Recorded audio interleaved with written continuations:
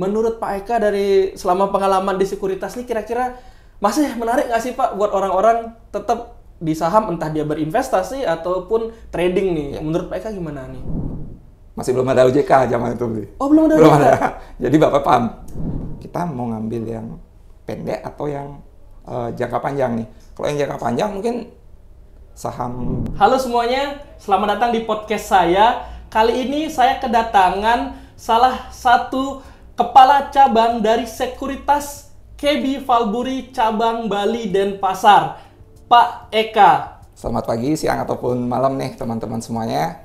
Saya Eka Budiawan, Branch Manager dari PT KB Valburi Sekuritas cabang Denpasar. Pengalaman pertama kali saya justru bukan di sekuritas ya. Justru saya pertama kali pengen tahu tentang saham itu saat saya di asuransi. Tahun? Iya, itu pertama kali saya masuk asuransi itu sekitar tahun 2004-2005. 2000.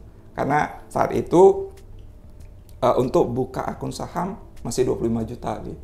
Oh. Jadi untuk seorang pemula berat. Oh, Jadi saya belajarnya justru pertama di Reksadana. Ya. 2004 reksadana, tapi saham udah mulai kepo-kepo. Ya, betul. Hanya belajar-belajar dulu tapi belum masuk di saham. Mulai berarti saham kayak berarti masih kerja di asuransi dong 2024? Masih 2004. 2005 itu masih di asuransi. Habis itu 2000 setelahnya? Saya juga jalanin usaha orang tua sih. Jadi asuransi itu sebagai ada bisnis lah. Tambahan. Setelah itu ada bisnis. Ya, bisnis orang tua. Saya ngembangin bisnis orang tua juga. Jadi sampai akhirnya tahun 2008 itu saya masuk ke salah satu sekuritas. Bisa dapat kesempatan untuk ikut ujian. Ujian itu ujian apa? Ujian WPPE. Oh. Jadi ujian WPPE itu saya 2008 udah ikut ujian WPPE. Beberapa orang dari yang kerja di sekuritas itu ujian di situ. Oh, jadi ujian itu diadakan di Bali, di Bali. daerah berarti ya? Iya, betul. Oh, enggak yang kita ke Jakarta kayak sekarang? Tidak. Nah, menarik nih. Jadi 2008 itu langsung dapat ujian. Berarti udah punya lisensi ya? Dari 2008 udah punya lisensi? Untuk lulusnya 2008, Bli. Oh, lulus. Tapi zaman itu kita Gimana? harus interview lagi ke Bapak PAM. Masih belum ada OJK zaman itu, Bli. Oh, belum ada Belum OJK? ada. Jadi Bapak PAM. Berarti sekuritas yang ngawasin dulu siapa regulatornya? Bapak PAM masih. Badan Pengawas Pasar Modal. Sekarang udah nggak ada ya, Pak ya? Udah jadi OJK. Udah diganti tuh OJK. OJK dan BI kan. OJK pemecahannya. Oh, gitu. Jadi sebelum ada OJK yang mengawasi pasar modal itu Badan Pengawas Pasar Modal, Bapak PAM. Itu pun belum ada ya? RDN belum ada kayaknya? Belum ada, Bli. Kalau RDN itu belum ada agak ya? jauh. Ada kasus dulu nih. Kasus. Ada kasus dari Ya. sekuritas, baru ada RDN. Betul. Jadi saya mengalami yang belum namanya belum ada RDN, belum ya pengawasannya masih gabung lah antara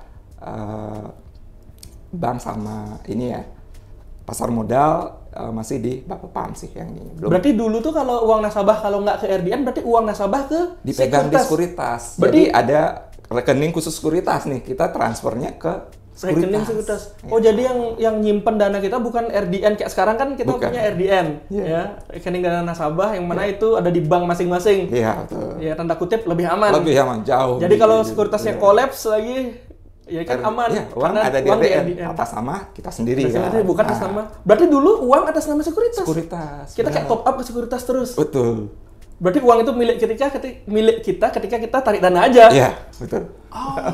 Jadi di situ ya salah satu memang yang harus diperbaiki saat itu. Kalau dulu kan kita banyak anomali ya, terutama kayak dari COVID. Nah, itu COVID tuh benar-benar satu fenomena yang kayaknya kita tuh tahu akan ada namanya siklus market yang kayak 5 tahun sekali, 10 tahun sekali. Kita tahu lah ada siklus-siklus ekonomi seperti itu. Tapi yang COVID itu kita semua setuju kalau itu tuh adalah sesuatu yang nggak ada yang expect. Dan crash-nya itu nggak ada yang ngebayangin dari IHSG 6 ribuan, 5 ribuan ke 3 ribuan itu loh. Iya. Nah, itu waktu kita sebelum bahas yang topik utama, gimana Pak? Waktu masa-masa COVID itu keadaan di kantor, keadaan di lapangan dari sudut pandang sekuritas itu gimana Pak? Awal mungkin sama seperti teman-teman lain ya, mungkin kita juga khawatir, Bli. Begitu COVID, mungkin di Bali saat itu setelah nyepi, Bli. Saya ingat sekali itu setelah nyepi, keesokan harinya itu tiba-tiba jalanan ditutup, Bli. setelah oh iya benar nyepinya sampai 2 kali kalau nggak salah. Betul. Kita yang di Bali pasti tahu ya nyepinya sampai 2 kali Pak ya, 2 kali 3 kali lupa lah nyepinya diperpanjang. Jadi unik saat itu saya udah berangkat ke kantor nih, udah kelihatan dah nggak bisa lewat nih. Begitu keluar rumah masih di jalan utama itu udah ditutup nih. Jalan utama. Ya, rumah saya kan di Jalan Nangka nih. Jalan Nangka itu udah ditutup nih. Jadi cuman saya bilang saya mau ke kantor, diperbolehin lewat. Tapi akhirnya di perjalanan lagi itu, oh ya banyak daerah yang ditutup-tutup. Jadi akhirnya bener-bener nggak bisa ke kantor. Balik pulang, lapor ke pusat kan. Di Bali udah nggak boleh lewat nih. Gitu. Nah itu, jadi teman-teman juga pada khawatir sih awalnya ya. Mungkin beberapa hari awal COVID itu ya kita bener-bener kayak pasrah nih. Jangan-jangan kena PHK nih juga. Iya. Kalau dari segi kayak kan kita lihat juga ya setelah after pandemi itu banyak tuh kita ada yang buat account, banyak yang open account, banyak yang jadi trader. Nah itu gimana tuh Pak di Valburi sendiri? Pak Eka kan udah di CP kan ya? Udah. Itu gimana waktu itu perubahannya? Itu juga yang mengubah sebenarnya kita ya dari kebiasaan kita yang registrasi manual. Tapi syukurnya saat itu memang di Valburi sudah ada registrasi online beli. Jadi kita udah ada registrasi online itu sekitar 2017-2018 ya, kalau nggak salah saya. Jadi saat 2018-2019. Jadi saat 2020 COVID kita udah ada registrasi online. Jadi pembukaan akun itu gampang beli. Justru yang dulunya kita tawarin untuk opening account belum mau, tiba-tiba nanya kita nih karena dia nggak ada kerjaan di rumah nih. Jadi mereka datang ke kantor juga. Jadi saat COVID justru kita rame loh di kantor. Saat COVID justru rame di kantor. Rame opening account ya? Opening account-nya rame. Karena mungkin mereka belum tahu kan, datang-datang aja ke kantor kan. Ya kita menerapkan protokol kesehatan juga di saat itu ya. Cuman di balik musibah itu selalu ada positifnya. Mungkin saya balik ke 2009 ya. Awal saya kerja 2008, 2009 itu market crash juga. Betul. Tapi di sana saya belajar. Saat market crash, setelahnya itu kenaikannya sangat luar biasa. Mungkin bisa kita tarik nanti lihat-lihat datanya. Itu saya paling ingat sih sahamnya Astra sih. Saham Astra, oke. Betul, itu saham Astra pada saat crash dia turunnya dalam sekali.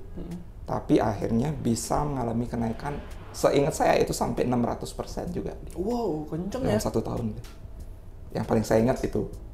Karena ada beberapa nasabah saya juga pegang saham Astra saat itu. Nggak sampai berapa bulan, udah 100%-an aja main. Potensi keuntungannya. Oke. Ya, bisa dibilang juga siklus 10 tahunan ya. Jadi, karena tahun 99, Krismon kan zaman itu. Ya, saya juga ngerasain tuh zaman itu. Krismon, US dollarnya waktu itu. Iya. Ingat banget zamannya dolar yang tiba-tiba menguat parah. Di bawah 2000 sih kemungkinan. Iya, benar. Kita yang di Bali kan paling sering berinteraksi sama dolar. Itu benar-benar saat menikmati. Jadi benar-benar ngelihat perbedaan dari dolar 2000 sampai ke 10.000. Sampai ke 15.000 sih kalau nggak salah. Iya. Itu langsung drastis sih barang-barang yang dari pakai dolar. Oke, menarik.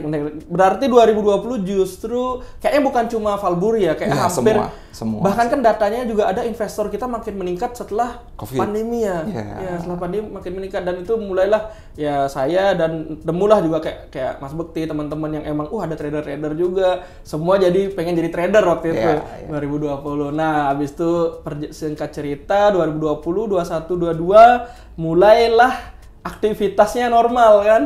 Ya, itu di sini ngerasain nggak Pak secara opening account perbedaan pasca pandemi dan sama pasca pandemi?